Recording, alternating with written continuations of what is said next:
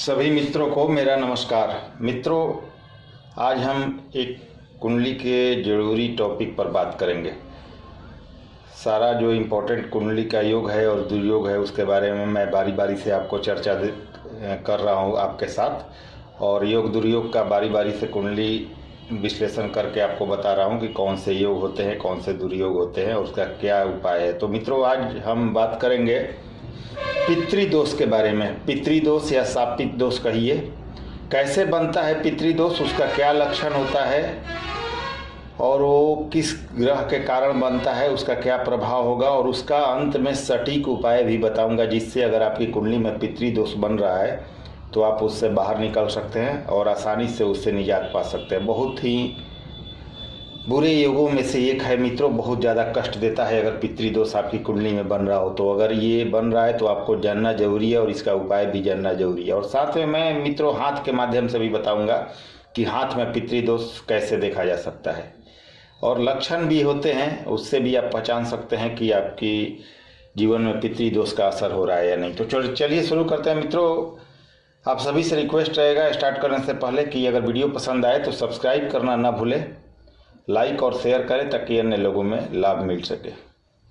मित्रों, बहुत सारे लक्षण हैं, इसमें से कुछ चीज़ मैं आपको बताता हूं। जैसे कि यहाँ पर कैसे बनता है हम जान लें, क्यों बनता है यह पहले बता दूं मैं आपको। तो पूर्व जन्म में अगर आपने अपने माता पिता का अपमान किया है, अपने पूर्वजों का अपमान किया है, बहुत सारे ऐसे लोग भी होते हैं जो माता पिता पर हाथ उठाते हैं, उन्हें प्रताड़ित करते हैं, तो आपकी कुंडली में पितृदोष बनता है। अगर आपने अपने दायित्वों को सही ढंग से नहीं निभाया है, जैसा कि पिता का दायित्व हो गया, पति का दायित्व हो गया, पुत्र का दायित्व हो गया, मतलब आपने अपने अधिकारों का दुरुपयोग किया है, तो पितृदोष बनता है आपकी कुंडली में। कम उम्र में या जब आप अगर पैदा नहीं हुए थे और उस समय में किसी की अकाल मृत्यु हो गई है, जो कि समय से पहले मृत्यु हो जाए, या कुछ चीज़ें उनकी जो चीज़ें सोची हुई थी कि ये मुझे करना है वो पूरा नहीं कर पाए और उनकी मृत्यु हो जाए समय से पहले, आपके पैदा होने के पहले, जन्म के पहले, तो वह भी पितृदोष का निर्माण करता है।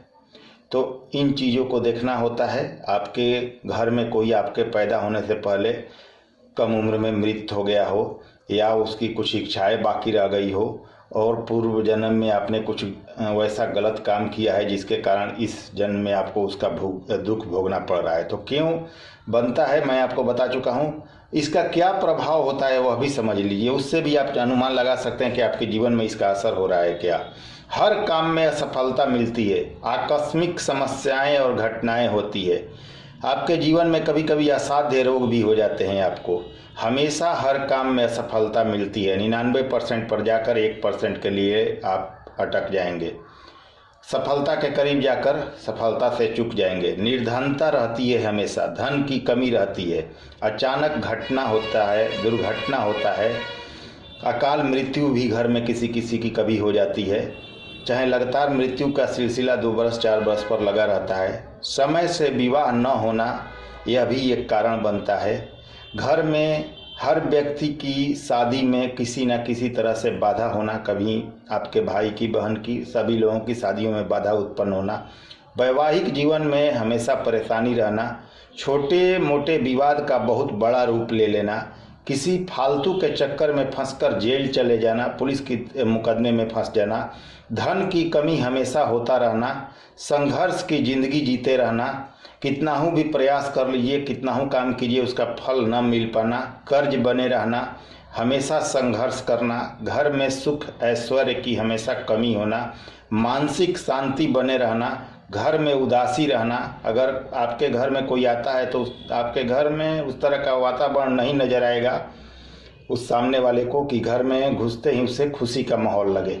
आपके मन में हमेशा डर बने रहेगा, हमेशा डरे रहेंगे आप अंदर से, बिना मतलब के भय बना रहेगा, वंश वृद्धि में समस्या होती है और हमेशा ही संघर्ष से जीवन गुजरता है आपका। पैसे आपके पास होते नहीं, और होते भी हैं तो उसका सुख नहीं आप भोग पाते। तो यह सब स्थितियां होती हैं। क्या प्रभाव डालता है आप समझ चुके हैं।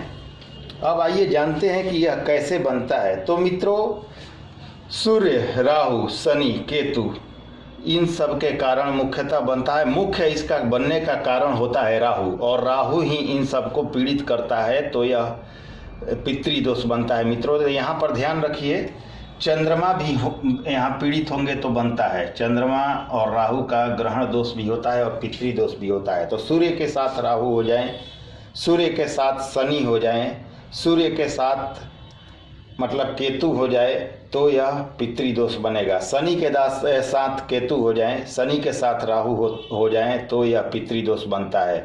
चंद्रमा के साथ भी राहु या केतु हो जाए तो ग्रहण दोष के साथ पितृदोष भी बनता है। यह कहाँ कहाँ ज़्यादा प्रभावी होगा तो उसको भी मैं आपको बताऊंगा। तो सूर्य और शनि की युति, सूर्य और राहु की युति, सूर्य के साथ केतु की युति, शनि के साथ राहु या केतु की युति, या चंद्रमा के साथ राहु या केतु की युति कहीं हो, और वह यह ध्यान रखिएगा मित्रों कि बन रहा हो तो दोनों अगर पॉजिटिव हैं, जहां बन रहा हो दो ग्रह अगर बना रहे हैं और दोनों पॉजिटिव हैं तो उसका उतना प्रभाव आप पर नहीं पड़ेगा। लेकिन दोनों में से कोई नेगेटिव होकर या बना रहा हो, राहु भी मान लीजिए नेगेटिव हैं, सूर्य के साथ बैठे हैं, तो वह प्रभाव होगा। या शनि के साथ राहु बैठे हैं और दोनों पॉजिटिव हैं तो प्रभाव नहीं होगा, एक उसमें नेगेटिव होगा तो उसका प्रभाव होगा। तो यह ध्यान रखिएगा, जहां बन रहा है बनने भर से मत समझ लीजिएगा, नेगेटिव और पॉजिटिव देख लीजिएगा कि दोनों अगर नेगेटिव हैं या तीन ग्रह हैं तो नेगेटिव हैं तो ज़्यादा प्रभावी होगा वो आपके लिए। और अगर उसमें कोई पॉजिटिव है, योग कारक है, तो उतना प्रभाव नहीं होगा, ना के बराबर प्रभाव होगा। चलिए और चीज़ें हम समझते हैं। तो पितृदोष का ज़्यादा असर 9th हाउस पर बनता है। यह आपके भाग्य का घर है। अगर सूर्य के साथ राहु हो जाए, सूर्य के साथ केतु हो जाए, चंद्रमा के साथ राहु हो जाए, चंद्रमा के साथ केतु हो जाए 9th हाउस में, शनि के साथ केतु हो जाए, शनि के साथ राहु हो जाए कोई भी, तो यह बहुत बुरा स्थिति पैदा करता है और बहुत ज़्यादा परेशानियाँ करता है। 9th भाव में नीच के राहु हो जाए, केतु हो जाए तो भी बहुत ज़्यादा प्रॉब्लम क्रिएट करता है आपके लिए। पितृदोष का मुख्य कारक राहु होता है। राहु किसी भी ग्रह को दूषित करता है। वैसे गुरु के साथ भी लोग कहते हैं गुरु चंडाल दोष के अलावा पितृदोष बनता है, लेकिन गुरु के साथ मैं नहीं मानता। लेकिन सूर्य को, शनि को और चंद्रमा को यह पीड़ित करके पितृदोष जरूर बनाते हैं और यह मुख्य पितृदोष होता है मित्रों। अगर केंद्र का घर 1, 4, 7 और 10 यह चारों खाली हो तो 100% आपकी कुंडली में पितृदोष बन रहा है, इसका कोई ना का सवाल नहीं है। सूर्य या चंद्रमा के साथ राहु हो तो पितृदोष बन जाएगा। शनि, केतु या राहु ये इनमें से कोई हो तो पितृदोष बनता है। अब बात कीजिए कहाँ कहाँ यह प्रभावी होता है। लग्न में सबसे ज़्यादा प्रभावी होगा, तृतीय में प्रभावी होगा क्योंकि इसकी दृष्टि 9वें भाव पर जाएगी। पंचम में अप्रभावी होगा क्योंकि विवाह के सुख, लव मैरिज, धन, संतान सब कुछ यहाँ से देखते हैं, तो पंचम में भी। सप्तम आपका विवाह का घर है, यहाँ भी प्रभाव डालेगा पूरी तरह से, 9वें भाव को भी प्रभावित करेगा यह। अगर इन जगहों पर होता है तो बहुत ज़्यादा नेगेटिव है।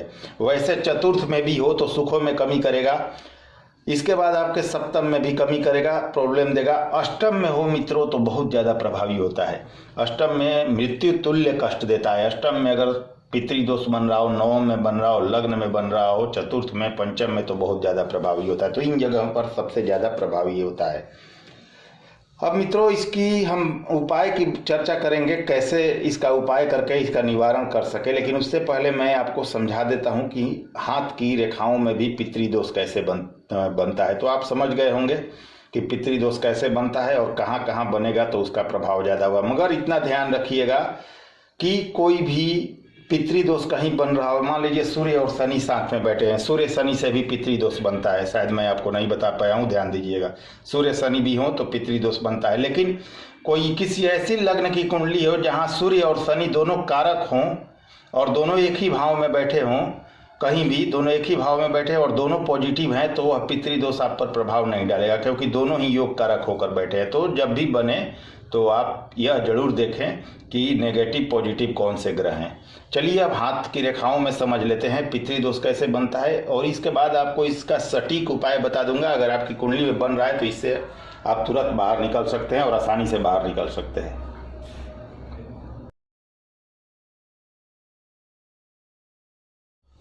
आइए मित्रों हाथ की रेखाओं में समझे कि पितृदोष, शापित दोष कैसे बनता है। अगर हाथ की रेखा जो है आपका, मान लीजिए जगह जगह टूटा हुआ हो, या लाइफ लाइन है या जगह जगह कहीं आपका टूटा हुआ हो, हृदय रेखा भी कहीं कहीं आपका टूट गया हो, या मतलब माइंड लाइन भी, मस्तिष्क रेखा भी कहीं कहीं टूटा हो, हृदय रेखा भी एक आध जगह टूट गया हो। कहने का मतलब है कि एक रेखा भी इनमें से जगह जगह टूट गया हो तो यह पितृदोष का पहला लक्षण दिखाई देता है। इसका ध्यान दीजिएगा। कोई भी रेखा बन रही है, भाग्य रेखा ही हो तो वह टूटना नहीं चाहिए, इसका ध्यान रखिएगा। भाग्य रेखा ही आपका निकल के जा रही है तो अगर बीच बीच में कट कट के आगे बढ़ रहा है तो यह पितृदोष के लक्षण को दिखा रहा है।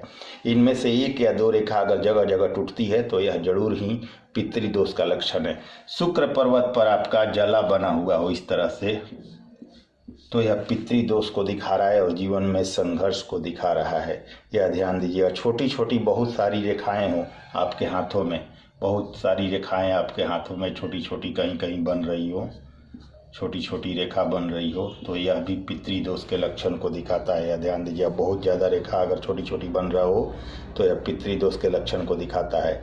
गुरु पर्वत आपका ये है, अगर गुरु पर्वत पर क्रॉस को छोड़कर कोई दूसरा नेगेटिव साइन हो, गुरु पर्वत पर आपका क्रॉस को छोड़कर कोई भी दूसरा नेगेटिव साइन हो तो आप पितृदोष से पीड़ित हैं। गुरु पर्वत दबा हो अंदर के तरफ, या गुरु पर्वत पर तिल हो जाए, आपके दोनों हाथों में तिल हो, कट हो, मान लीजिए यहाँ पर जाला बना हो इस तरह का, गुरु पर्वत पर किसी तरह का कट हो तो यह पितृदोष है। निश्चय ही गुरु पर्वत आपका नेगेटिव है तो पितृदोष के लक्षण आप में दिखाई पड़ेंगे, 100% दिखाई पड़ेंगे। केतु पर्वत पर बहुत सारा कट हो, ये केतु पर्वत है, केतु का एरिया है, और यहाँ पर मान लीजिए बहुत सारा कट वगैरह पड़ा हुआ हो या छक्त विक्षक्त हो आपका केतु पर्वत तो यह 100% पितृदोष को दिखाता है। शनि पर्वत आपका बहुत ज़्यादा दबा हुआ हो, मैं सारी स्थितियाँ हाथों की बता रहा हूँ, ध्यान दीजिएगा। शनि पर्वत आपका बहुत ज़्यादा दबा हुआ है। सूर्य की रेखा ये होती है मित्रों, और सूर्य रेखा को 2 या 3 रेखा काट दे, 2 रेखा काट दे, 3 रेखा काट दे तो भी यह 100% पितृदोष है। या अगर यहाँ सूर्य रेखा का काटना तो स्पष्ट हो रहा है कि पितृदोष है। गुरु पर्वत पर बिंदु अगर हो किसी प्रकार का, मान लीजिए कि एक बिंदु बना हो तो भी गुरु नेगेटिव है और यह पितृदोष का लक्षण है। शुक्र पर्वत पर जाल बना हो इस तरह का, या डैमेज हो शुक्र पर्वत अंदर की तरफ धंसा हुआ हो तब भी यह पितृदोष का लक्षण बना रहा है, इसका ध्यान दीजिएगा। हृदय रेखा, मस्तिष्क रेखा और जीवन रेखा तीनों एक साथ जुड़ जाए यहाँ पर, मान लीजिए ये हृदय रेखा है, ये मस्तिष्क रेखा है, ये हृदय रेखा है और ये लाइफ लाइन है, और यह तीनों मान लीजिए किसी तरह से जुड़ गए हैं तो निश्चय ही 110% आपकी कुंडली में, आपके हाथों में पितृदोष बना हुआ है। तो मित्रों यह रहा हाथ की स्थितियों में पितृदोष देखने का तरीका। और यहीं से मान लीजिए चंद्रमा है और एक चंद्रमा पूरी तरह डैमेज है और चंद्रमा से कोई भाग्य रेखा निकलकर शनि पर्वत तक जा रही है और शनि पर्वत भी डैमेज है तो यहाँ विष योग भी बनेगा पितृदोष के अलावा। तो यह भी ध्यान दीजिए। हाथों में भी बिल्कुल स्पष्ट देख सकते हैं। और सबसे ज़्यादा ये है कि आप अपने जीवन में होती हुई अस्थिरता से जान सकते हैं कि आपके जीवन में पितृदोष का असर हो रहा है या नहीं। बहुत सारे लोगों के कुंडलियों में नहीं होता और पितृदोष का उनके ऊपर असर पड़ता है। मित्रों यह इसलिए भी होता है कि आपके घर में कोई अकाल मृत्यु समय से पहले मृत्यु को प्राप्त कर गया हो, स्वर्गवासी हो गया हो और आपने उससे अच्छी तरह से श्राद्ध वगैरह नहीं कराई है तो उनकी आत्मा भटकती रहती है और आपको उसका नेगेटिव प्रभाव भुगतना पड़ता है। और इसके बहुत सारे लक्षण होते हैं, मैं आपको बता चुका हूँ। जीवन भर संघर्ष की स्थितियाँ रहती हैं, पैसे की स्थिति नहीं बनती, पैसे होते हुए भी आप लाभ नहीं ले पाते। या हो सकता है आप 99% किसी काम को सक्सेस कर पाते हैं और 1% के लिए अटक जाते हैं, वो आप पूरा नहीं कर पाते। बहुत सारी परेशानियाँ होती हैं, में संतान होने में समस्या, विवाह में समस्या, जीवन संघर्ष में बहुत सारी परिस्थितियाँ होती है। उससे आप अंदाजा लगा सकते हैं कि आपकी कुंडली में पितृदोष बन रहा है या नहीं। अब उपाय की बात करें मित्रों, किसी भी अच्छे वैदिक ब्राह्मण से त्रिपिंडी श्राद्ध करा लें। त्रिपिंडी श्राद्ध बनारस में, गया में होता है। आप एक दिन जाकर अमावस्या के दिन त्रिपिंडी श्राद्ध करा लें, इसका पूरी तरह से प्रभाव खत्म हो जाएगा। या बहुत सारे उपाय बता रहा हूँ, ये क्या 2 उपाय कर लीजिए, खत्म हो जाएगा। अगर त्रिपिंडी श्राद्ध करा लेते हैं फिर किसी भी उपाय की जरूरत नहीं है। तो त्रिपिंडी श्राद्ध या हर अमावस्या के दिन किसी पीपल वृक्ष में जल में तिल डालकर जल दीजिए और पीपल वृक्ष को, और किसी गरीब को भर पेट भोजन कराइए और पितरों को नमन कीजिए। हर बार यह कीजिएगा तो साल भर होते होते हर अमावस्या के कीजिएगा तो यह पितृदोष खत्म हो जाता है। तीसरा उपाय, अमावस्या के दिन पितरों को पूजन करके गरीब को भरपेट भोजन और वस्त्र का दान दीजिए। इससे भी हर अमावस्या को करने से यह दोष खत्म हो जाता है। चौथा उपाय, शाम के समय दीपक जरूर जलाएं और महामृत्युंजय का पाठ करें, इससे भी यह खत्म हो जाता है। पांचवा उपाय, किसी गरीब कन्या के विवाह में सहायता कीजिए या उसकी बीमारी में मदद कीजिए तो यह प्रभाव खत्म हो जाता है। छठा उपाय, शनिवार को सुबह कच्चे दूध में जौ और काला तिल मिलाकर पीपल में चढ़ाएं, पीपल के वृक्ष में, तो इससे यह प्रभाव खत्म हो जाता है। सातवां उपाय, मंगलवार तथा शनिवार को लगातार जावित्री और केसर का धूप पूरे घर में देने से पितृदोष का प्रभाव खत्म हो जाता है। इसके बाद श्राद्ध पक्ष के दिन किसी ब्राह्मण को अपने पूर्वजों के पसंद का भोजन कराइए लगातार, तो यह खत्म हो जाता है। मित्रों, एक बार करा दीजिएगा, अगर श्राद्ध पक्ष के दिन किसी ब्राह्मण को अपने पूर्वजों के पसंद का भोजन और कुछ वस्त्र वगैरह दान दीजिए, उसी दिन से आपको प्रभाव दिखने लगेगा। तो यह उपाय 8 उपाय बताए, इनमें से मैंने 1 या 2 उपाय कर लीजिए अगर आप वैदिक ब्राह्मण से त्रिपिंडी श्राद्ध न करना चाहें तो आपका यह प्रभाव खत्म हो जाएगा। और त्रिपिंडी श्राद्ध के बाद पूरी तरह यह प्रभाव खत्म हो जाता है, बिल्कुल इसका असर खत्म हो जाता है और आप बहुत अच्छा जीवन जी पाएंगे। तो मित्रों, यह वीडियो पसंद आए तो सब्सक्राइब करना न भूलें। नमस्कार, धन्यवाद।